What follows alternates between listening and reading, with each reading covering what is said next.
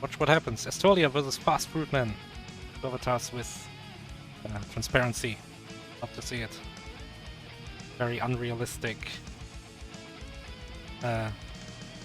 cards that don't make any sense. Aestolia went 1 MT before, MT 16, so the one before this, on a 2 MT streak, just like fastfruitman. And fastfruitman did a little better, won 2 matches instead of only 1. But also, has only did 11 places better, so I assume Aestolia won a winners round match and fastfruitman won 2 losers round matches. Do you need a code? Yes, Nico, I need your help. Otherwise I will keep saying unnecessary things.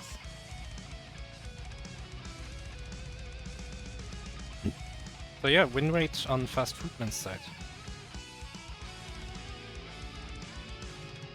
Just barely. And who knows? This is a losers 4 match, so we actually do have some more. You're not Nico. Didn't Nico say that he was joining? What? I just got here and heard you are not Nico. Yeah. So hi.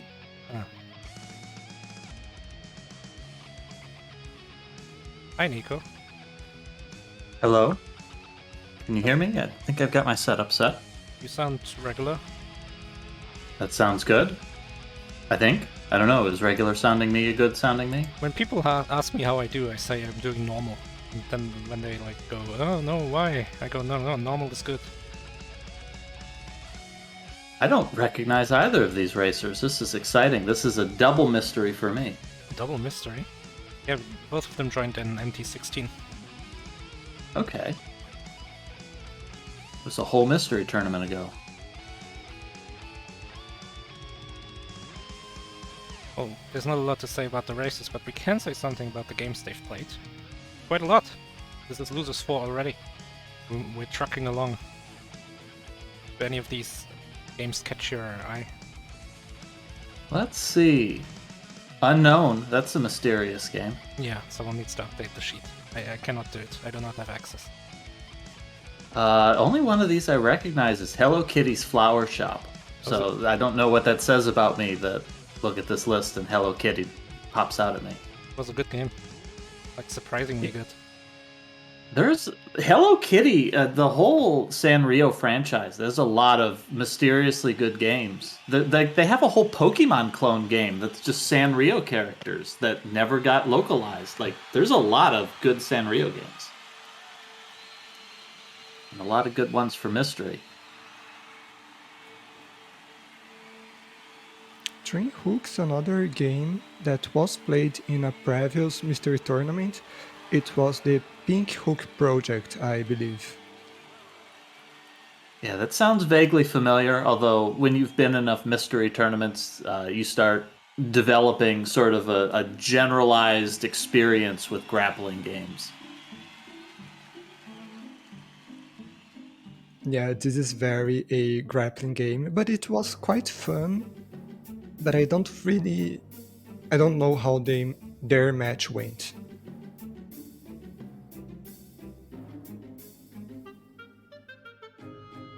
So these players are doing pretty well here. Of course, I think we've talked before that a quarter of your racers, they don't even get a single win on the board. Now we've got 2 players here. They each have at least 2 wins. fastfruitman has 3 wins under their belt.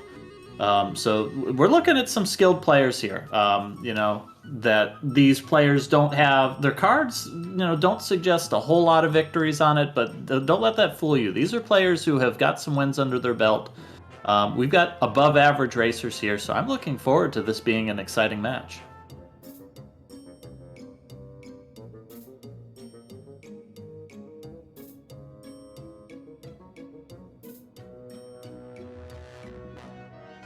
Yeah, there's one more unknown, which is what game they play, but no, we do know. It's Hammerin Harry. Oh, that's a classic. Is it his vocation? Is it just what he does? Who knows? I mean, I was reading something before and commenting that that's sort of how Anglo surnames always worked. That you were just, you were Joe, and you were Joe the guy who has a hammer, and that turned into your name. Hammerin So Joe. But yeah, this is a good series. This is got quite a few games in it. I know we've done a few of these as weekly blinds back in those ages when we did them. And this one's a classic. Getting a bit into the game, that's the only thing that worries me a bit, because I remember playing Beat the Game as a weekly blind, and I believe I took like around 2 hours. I may be wrong, but I don't know. So this looks like a long game. I think that there's a bunch of Hammer and Harry games. This is a pretty prolific series. And I don't know that we've done the original NES game as a weekly blind. I know we've done some of the sequels as it. I recall this being a pretty straightforward game, which is interesting because I know we've had a couple of matches. I saw the other day we had that Exodemon match that had a lot of difficult pathfinding. There were some puzzles to solve. Hammer and Harry is pretty darn straightforward. It's one of those games where you collect the power-ups and you don't get hit and you just keep moving forward.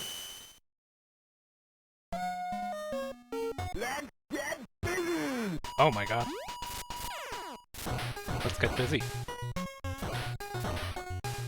And as you would expect of the game, of the name of the game, you hammer people. This is one of those games that it doesn't complicate things. There's no mystery of what you're getting when you buy it. It tells you right away that you're going to start hitting people with a hammer, and it delivers within seconds. Here we are 30 seconds into the match, and we've already hammered quite a few people. Unfortunately, fastfruitman getting hammered back. I'm not as familiar with the progression in this game. I'm not sure how much you lose by taking a death, but it looks like fastfruitman didn't have to start from the beginning of the stage. So this may be one of those games where the players are going to have to carefully, balance between taking damage to go fast and also recognizing that, too much damage and you're going to lose a little progress. Yeah, the pastebin does mention that is exactly like that. You die, you go back to the checkpoint. If you run out of lives, you go back to the start of the current level and you have infinite continues.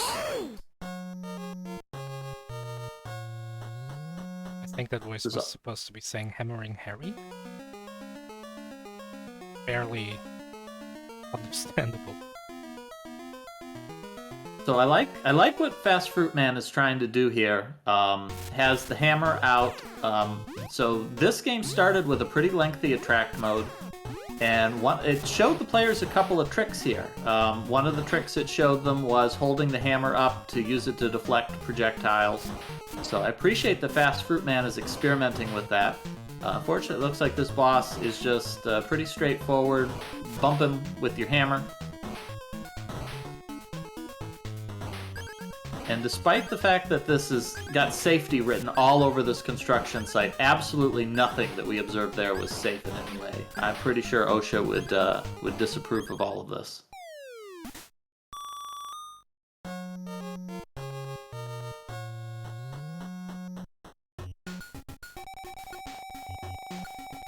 This is another kind of unusual element of a mystery race. We see bonus rounds a lot in these games, and mystery races are kind of backwards that, in a casual playthrough, bonus rounds are great. You're going to get lots of items. In mystery games, you tend to view them as a time sink. The Pastebin has pointed out these bonus rounds are completely mandatory. There's nothing you can do to speed them up. So it just encourages the players to go ahead and do their best at them. I mean, we saw that countdown for that score took half a second. And there's a possibility that the players might get a bonus out of that. So it's kind of nice to not have that ignore the bonus stages sort of deal. That's a very big change from your typical race, and I like that. Also here, there is a thing that a more seasoned blind racer could potentially do, that on fastfruitman on the right side, Oh, he's going for it, great. He went for a intentional death, because if you look, he had 0 lives. And in a game in which when you die and take a game over, you go back to the start of the stage, that could be a good strategy, especially right at the start of the stage. I don't think there was anything intentional about that. I think fastfruitman was just expecting the platform to go back up. We're gonna give it to fastfruitman and say that that was an intentional Okay. death, though. Yeah, that sounds a lot better.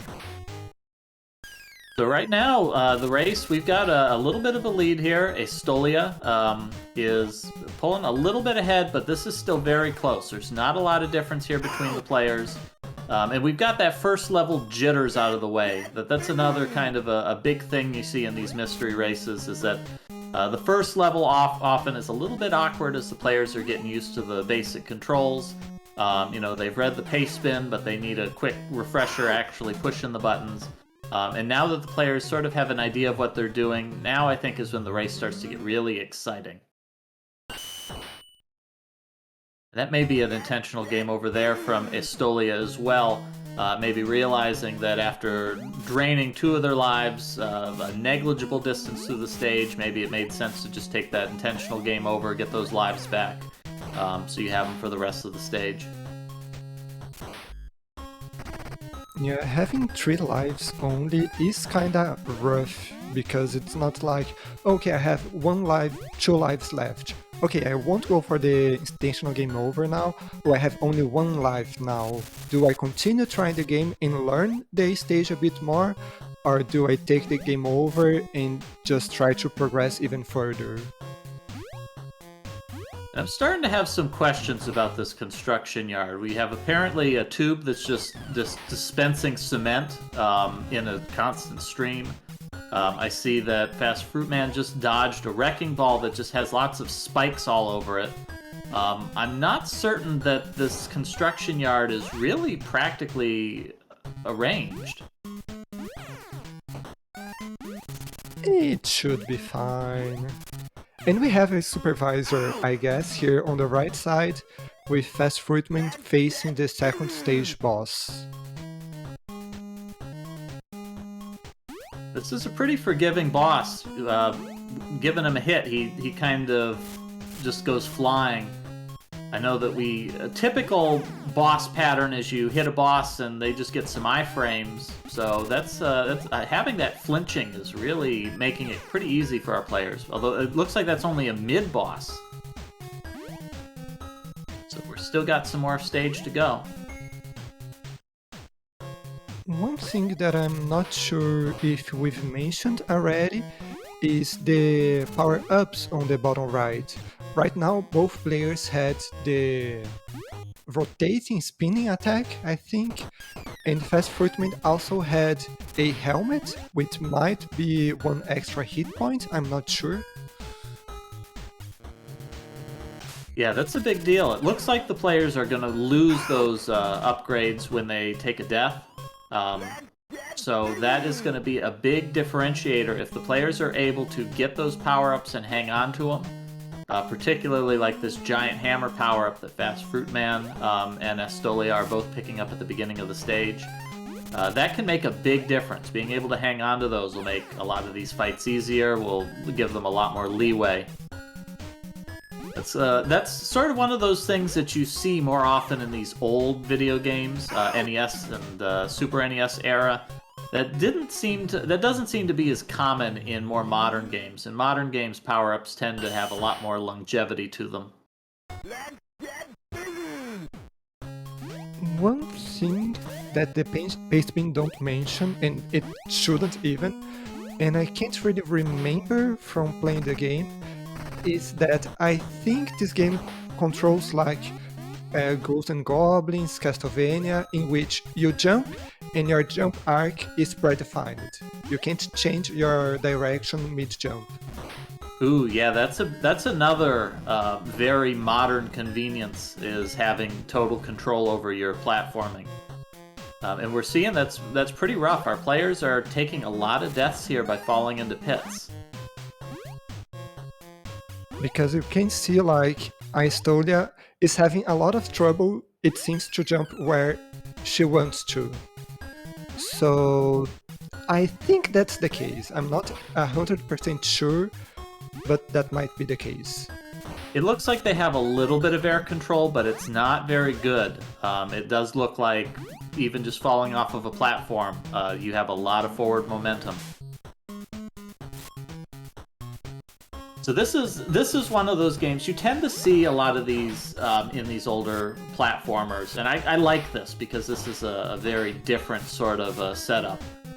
Where the players are going to be taking deaths and going back to the beginning of the level, and so there's a lot of opportunity here for you to learn the stages, to find patterns that work very well, and make it further into the level with more resources, so that you can sort of steadily complete the stage. Oh, Fast Fruit Man having some trouble there, hitting a couple of obstacles. Oh. I feel like what Fast Fruitman was going for, he was trying to skip that rotate, that spinning attack, to keep the large hammer. Because if you see on the left, Aestolia kept her big hammer through the boss fight. And Fast Fruitman had the big hammer and got to that part with the spinning attack and was like, I don't want that, how will I skip it? And then got hit by the wrecking ball. The boss for Aestolia was so fast. Yeah, that giant hammer is such a better power-up than the spin hammer. It just has a colossal hitbox. I colloquially call that Dino Wars syndrome, because I remember playing Dino Wars on the NES, and there was one power-up that was absolutely awful, and you would spend more time dodging that power-up than dodging any number of enemies through the game. Oh, it's like Ghosts and Ghosts, where you try to keep the whatever it is, the knife? Actually, sure. The good weapon. Yeah, whatever it is, or Castlevania. I feel like even Contra has a bit of that, with trying to keep the better guns and not get whatever appears in front of you. So this is still a pretty close race here. Aestolia did defeat the boss first, but Fast Fruit Man is just entering the the minigame as Aestolia is leaving it. So that's still only about a 30-second difference between these two players. 11 minutes into the match. We're not even halfway through this game, so there's still plenty of time here for Fast Fruit Man to have a good stage here and pull into the lead.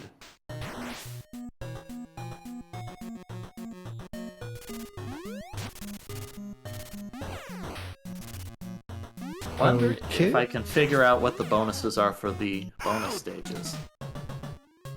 And we were seeing the first, I don't remember if there were another one, but the first auto-scroller in Aestolia, which in this kind of racing game can be kinda bad in the sense that you have to go through that part again if you take a game over, and now she has still 2 lives, but if she loses another life, then it starts to get like, if I die again, I'll have to lose time again on this auto-scroller. So that's kinda rough and something that you have to consider when you are approaching a blind race. The strategy was so good. Just keep the hammer held up.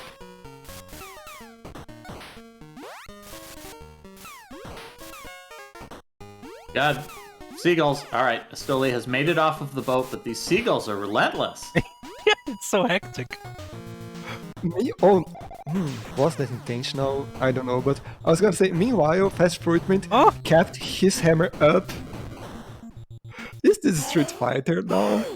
Oh my god, Aestolia found like the god spot. Close enough to the top guy that the gun didn't actually shoot her, and also close enough to the bottom guy so that all the grenades flew over her. Oh, my car. All right, that was incredibly fast for Aestolia. That stage was less than 2 minutes, so that's putting this race starting to look pretty good for Aestolia.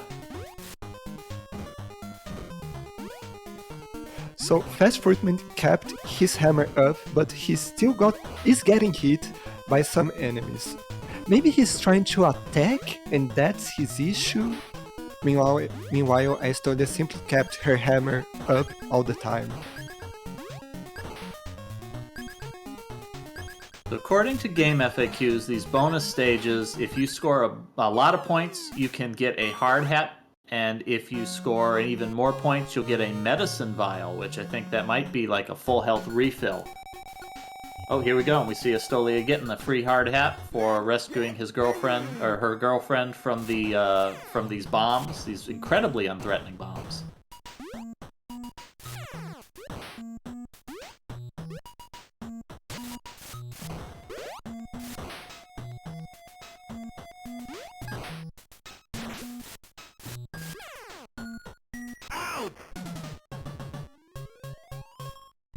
So this is another sort of a useful thing. I like to talk about this a lot, that sort of generalized video game knowledge.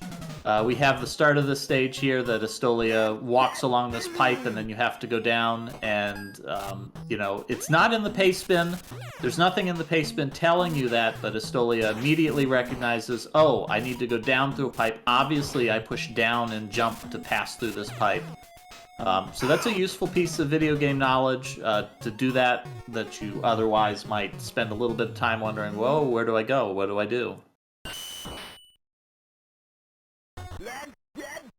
Ooh, I think fastfruitman was pretty far into that level 3 and took a death. Those seagulls at the end are pretty relentless. And now he will have to go through that outscroller once again.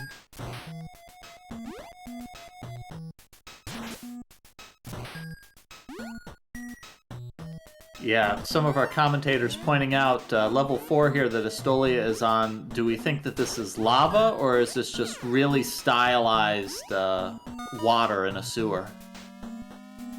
I'll go with, this is a NES game, you have limited colors, so this is water. It's stylized water.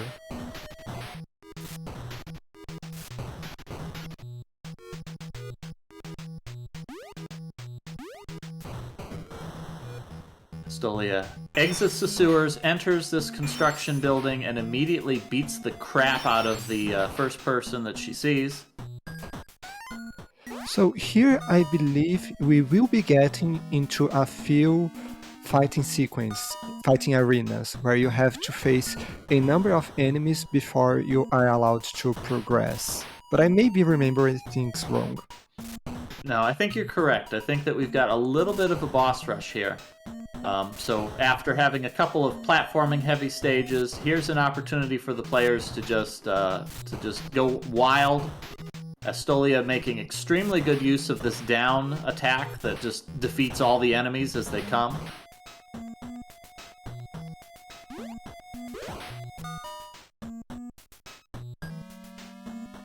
And there we go, now she can continue. There we go. Yeah, there's probably a little bit of a moment of worry there, worrying that maybe you need to do something to progress. Uh-oh, Aestolia picked up the pepper.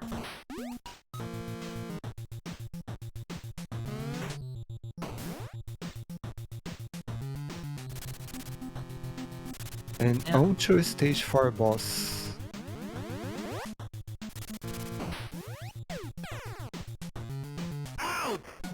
Oh, it's so close. Come on, fastfruitman. Alright, fastfruitman is on the boss. And immediately gets hit by a car.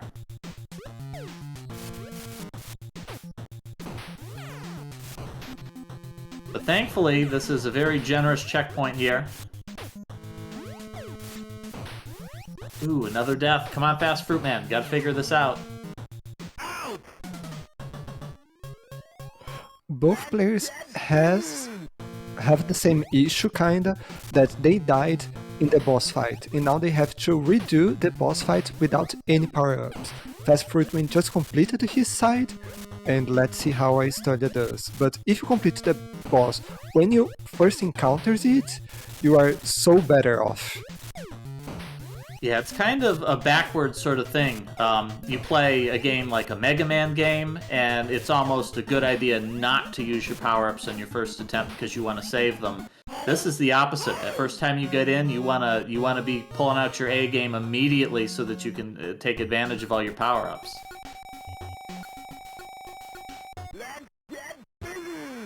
Aestolia has already completed stage number 4 here. And we're moving on to the final stage. There's only 5 stages in this game, and Aestolia is on the last of them. So, one thing I have to say about this last stage is that it has an awful platforming section. I will never forget that, because it feels way more slippery in this section than in the rest of the entire game. Yeah, I feel like I've seen a couple of NES games that have that problem. This is a really short game. I mean, we're talking, these players have never played it before, and 20 minutes in, Aestolia is almost ready to beat it. So a lot of these old NES games, I think they struggled to fill up content, and so they relied on sort of bad platforming to make the last stages feel like a challenge. I know Journey to Silius has that issue, that for some reason they decided to make the last stage a platforming heavy stage, and man, that game is not designed for platforming.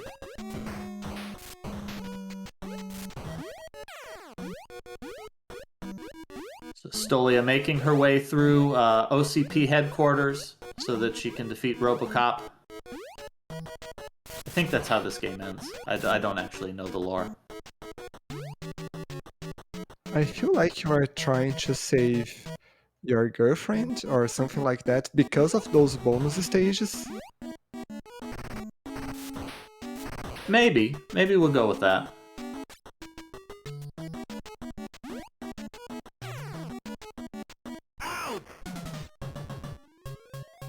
Aestolia fighting here against the scrolling, the camera not scrolling enough. And then jumping straight into a spike pit. Yeah, this is some kind of ugly platforming here. How do you even make that jump? Oh! It's a non-spiked wrecking ball. You can jump on it. Yeah, I think Aestolia figured that out. Okay, this next section with the water, that's the part that I was talking about.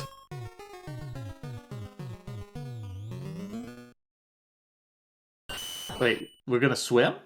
This is a swimming segment? No, you can't swim, because if you fall into the water, you die. But the platforms are even more slippery around that somehow. Well, I mean, things get slippery when they get wet, so I guess there's a logic to it. That's fair.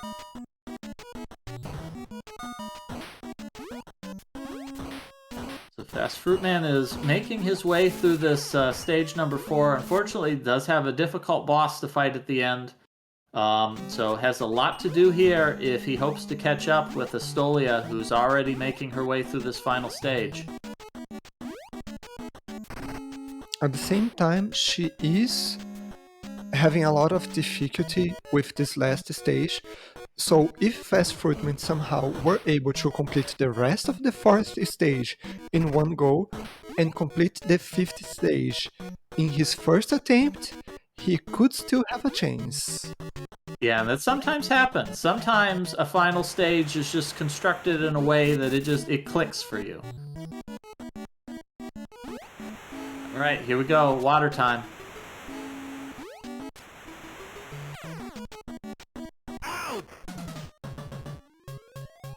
I don't know if it is the jump without mid-air controls, the fact that you have to jump from those tiny platforms, or what, but this section is quite tricky. What are these things? These look like those exploding Mega Man bombs. Oh god, there's an enemy. There's knockback. Alright, Aestolia made it through.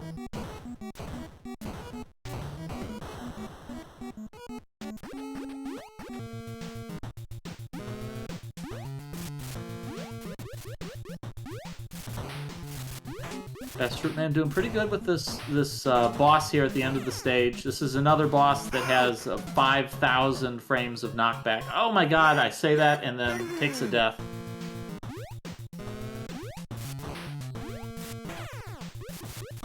Look at this. Look at this beautiful pixel art in the background of Aestolia's boss fight. This game is oh, she's done? It's not a whole lot to it. Just knock that guy flying.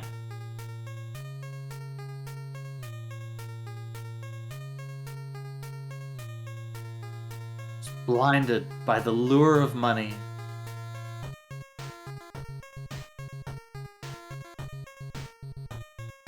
See, we're learning an important lesson here. It's not, construction isn't about making money. It's about just swinging that giant hammer for the love of swinging a giant hammer.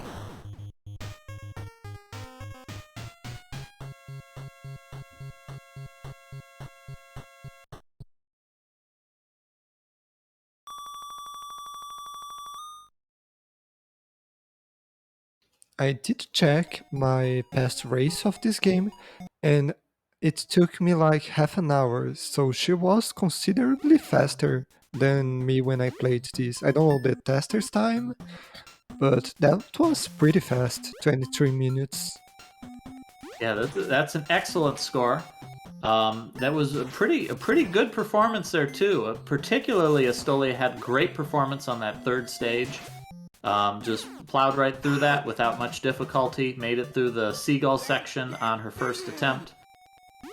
So it's just that kind of consistent skill on top of getting a couple of just good performance on your first attempt so that you don't need to replay stages. That's a big deal. Hello! Hello, is this Aestolia joining us? Here's Aestolia joining you. How are you all? I think we're doing pretty good. I think you're doing pretty good too, considering you just dominated this race here against fastfruitman. Yeah, I just pulled up the stream to see where they were in the stage. I honestly thought on that level when I was falling behind and the continues I did, I thought I was falling so far behind because it just seemed so straightforward. Yeah, it was the first three stages were pretty close. I want to say up until the end of the third stage, it seemed like it was up in the air who could win this one. But your performance on stage 3 was just really good. That was what, like the first or second attempt on stage 3? Yeah, the first attempt clear of that boss. Yeah, the bosses. I didn't have trouble with any of the bosses except for the fourth stage boss. Because with all the other bosses, you could like spam hitting them. They didn't seem to have many iframes. But the fourth the mutated ninja girl there, you hit her, and as soon as she was going to start an attack, she was unhittable. So it was she's the one that gave me, I think, the most trouble. Yeah, well, I think they gave you a little bit of a hint to that when you attempted to attack her while she was sitting at her desk, and you realized that she was just eating those hits. Yep. But you knew something was up. There was nothing you could do about it. Right? Well, I mean, but at the same time, in the bonus stages, you could go ahead and whack your kidnapped girlfriend for no reason. So maybe I just thought, well, maybe it's just a property of the sprites that you can just hit them, even if they're not actually enemies. Well, we were talking before, this game is a bit of a mystery tournament classic, and this is actually a pretty long-running series. I don't know if you have any familiarity with Hammerin Harry as a broader property. No, not at all, not at all.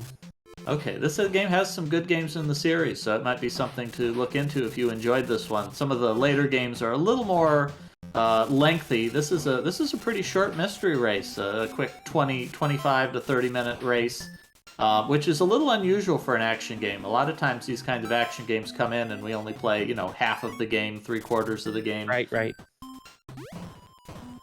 No, yeah, it was pretty good. I was I just had a thought and I just lost it, unfortunately. Oh yeah, the part that that Fruitman was on just there with the enemies running towards the elevator. I kept hitting them and the elevators wouldn't open. Is that like you have to wait for one of them to hit the button before the elevator opens? Because he seemed to get through that elevator part a lot faster than I did. Yeah, I'm not really certain on that one. That was one that I was looking at as well, thinking that if it was me in that race, I probably would have been starting to second guess, am I supposed to fight these guys? Am I supposed to do something else?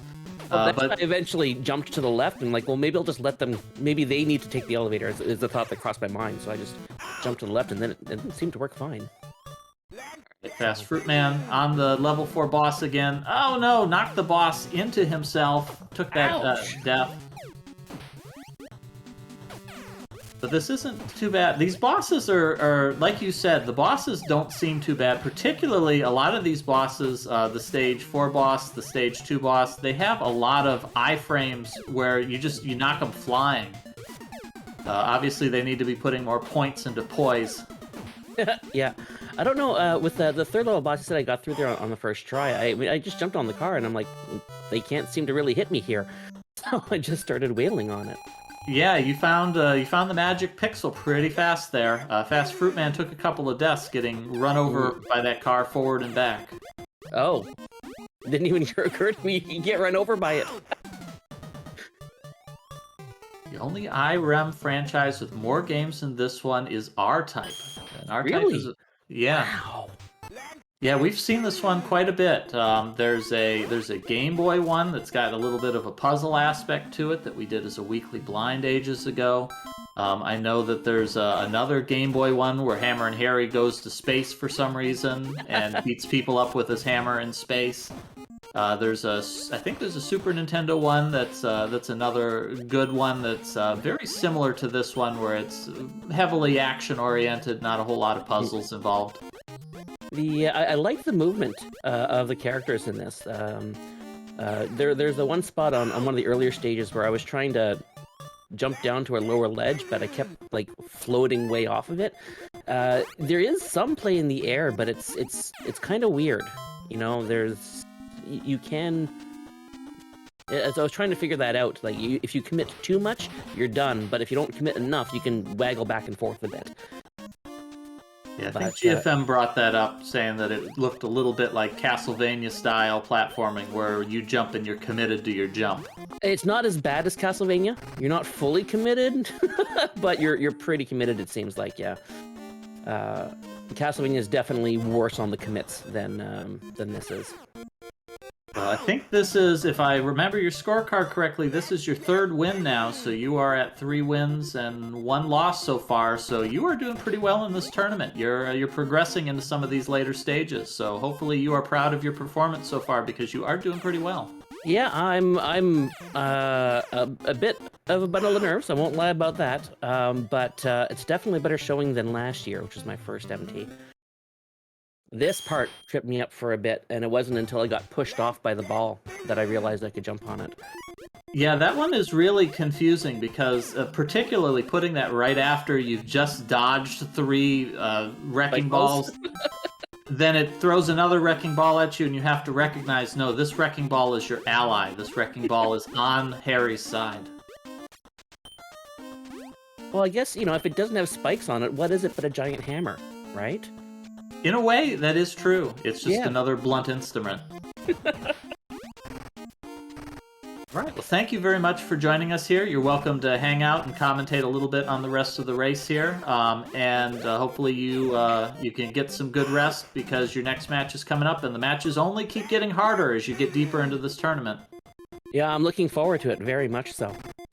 All right. Any last-minute comments? No, just... I love the mystery tournament. I love all the stuff you do here. I don't participate much in the chats and stuff like that, but I am always about. I love the concept of this very much. So, all right, well, it's a lot of fun. I hope that you'll continue to join us in Mystery Tournament. Hope you'll participate in some of our other events, like our upcoming Mystery Fun Fest, and perhaps join us for some other things, weekly blinds and things like that might be coming up. Yeah, maybe I will. We will see. This was annoying. Yeah, you get past that chandelier and you think, what's going on? And you're supposed to break the wall. All right, final boss time. Don't get distracted by that beautiful pixel art mural in the background. Ouch. Backstep me! Love NES games that actually try to include voice. Yeah, I know that a lot of the NES games had some issues with voice. In particular, there was an infamous bit reversal that affected a lot of games, so that the voices were not nearly as good as that they should have been. Unfortunately, that's a death on the final boss. Oh. That means back to the beginning of the stage. That's rough.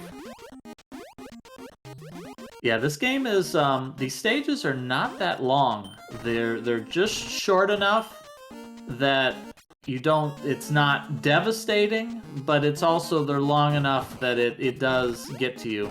Yeah. Although Fast Fruitman is in, well, it's somewhat enviable position that after you have already lost your match, you know, a lot of the pressure is off. Mm. So hopefully Fast Fruitman, now that that pressure is off, can just enjoy playing through this final stage, getting that well-deserved the end. I'm noticing now that this game has the weird issue, at times only, of not having the camera follow you properly.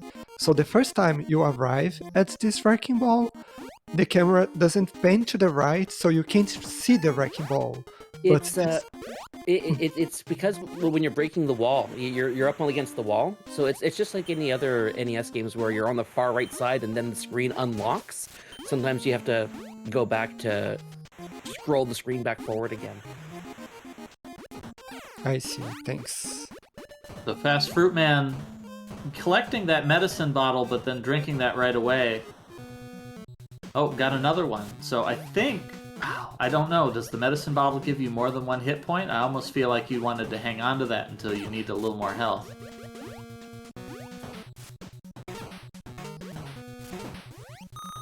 Fast Fruitman's got the pattern here.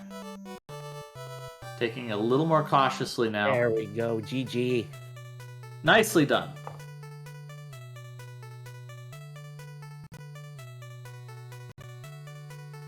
And now we get an important lesson on the importance of not being greedy and instead recognizing that it's not about the money, that when you hammer for the love of hammering things and sometimes people.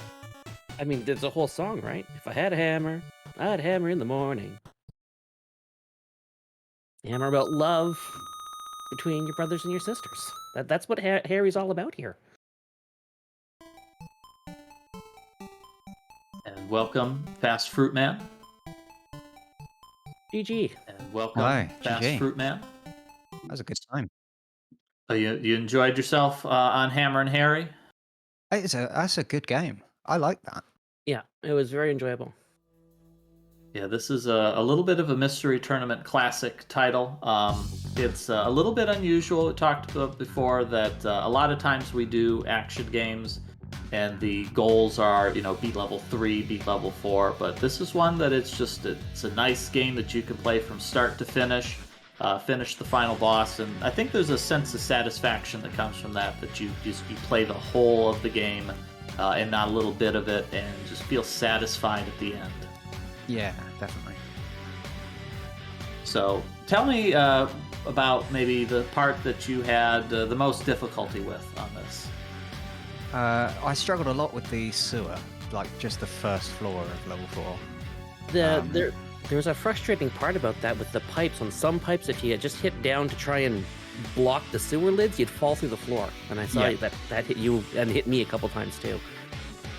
Yeah, so I mean that wasn't. Yeah, I think I'd already lost at that point, but that was definitely the big sticking point.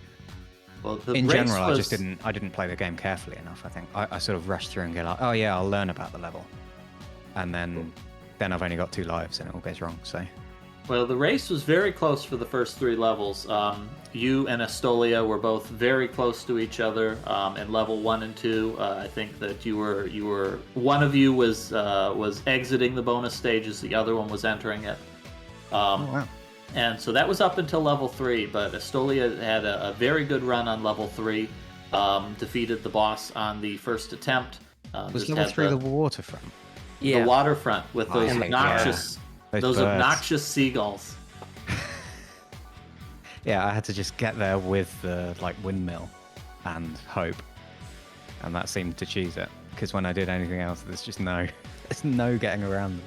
Oh yeah, that was a very big change too. Because I think through a lot of the game, it was sort of you could play it cautiously, and then you get there and those seagulls just keep coming at you. You can't be cautious there. You gotta go. You Well- gotta kill the Piper. You know, the Piper's whipping those birds up into a frenzy, and that's it. What I found is having the windmill thing is worse when you're on the boat because you can't just hold your Up. hammer up and hit it because Yeah. it spins out the way and then you get hit. So you've got to like, I don't know what the best strat is, but not what I did. I ended up going without the power up so I could use the hammer on the boat and just stand in one spot, get through the boat. And then when it came to the seagulls, I just held right, jump, and then swang at the bird that was in the front, ignored the bird behind me, and got to the guy as quickly as I could. Ah, okay. I also had absolutely no brain, and that whenever I restarted the level, I immediately broke the boxes and picked up the stuff. And every time, about 10 seconds before, I was going, oh yeah, I'll try it without the power up. And immediately was just like, nope, get it. Nope, Box, get the power up. box must hit. Power up good. Power Yeah. up always good. Have hammer, smash box, good. Well, nonetheless, you both had very good performances in today's race. This was a fairly close race. We sometimes have some races where players struggle a lot, particularly on action games, where they can be kind of tricky. These old school action games, a lot of players don't have as much experience with. Maybe they're more used to modern games where the power-ups have a little more stickiness to them and that. But you both performed well. Unfortunately, Fast Fruit Man, I think this is your second loss, so this may be your end of your tournament run. So That's me done, yeah. So, but nonetheless, you did perform very well. That's I think you're at 3 wins and 2 losses, which puts you above the 50% win rate. So that puts you firmly in the top half of mystery racers. So you should definitely be proud of your performance. You have beaten the curve. I'm definitely happy with 3 wins. Once I got 2, I was like, yeah, it's fine. I can lose now. It's all right. Well, of course, you're always welcome to jump in on any of these races. These races are open to everybody. You don't have to only play in your own races. So hopefully we will see you around. Perhaps you will join for some other races and discover some other fun games. And of course, to stick around to watch our other matches and the exciting finals, the top 8 finals, which is usually run on the GDQ channel. So hopefully you'll join us for that, as we'll see some of the games that we have been harvesting for the most exciting races at the end. And of course, Aestolia, you will move on to the next round where you will face off against your next opponent. So make sure that you get yourself well rested for that, because you're going to have another even more difficult match coming up for you. And I'm hoping to see that you'll do well in that one as well. Yeah, it looks like it's against El Cheese Boy. Okay, that's a regular in Mystery. So that'll be a challenge. I look forward to it. Good. Hopefully you draw a game you enjoy. Is there any particular genre that perhaps you think you'll do better in? As much as I suck at platforming's kind of seems to have been a good choice for me so far. Puzzle games I'm not bad at as well. I'd rather not do another grapple game. That's what dropped me to the second chance bracket. So not a grapple game. Well, grapple games are pretty popular in Mystery Tournaments, so I can't make any promises. Whatever I get, I get. It'll be a good time. All right. Did you have any other comments for us, GFM? I know that you've been kind of hanging back here a bit in this little bit crowded room. Not really. GG's on the wing. And GG for Aestolia, GG for you too, Fast Fruitman, for getting this far in the tournament. And that's about it from me. All right. I don't know if we've got any more races on the docket for today. I think there might be some later. So there's a race setting up right now, but I will not be able to catch it. I have to go. All right. Well, thank you very much for streaming, Maurice. We appreciate you, all the work that you've done putting together this layout and getting these races together. I'm going to have to bow out too, but hopefully we will have another streamer who might be able to pick things up. Yeah. So, take care, follow the channel. If no one catches this following race, we will podcast it later. There's another match in 3 hours, and I can probably catch that. I got to check. See. All right. Have a good afternoon, folks, and we will see you here again on Mystery Funhouse.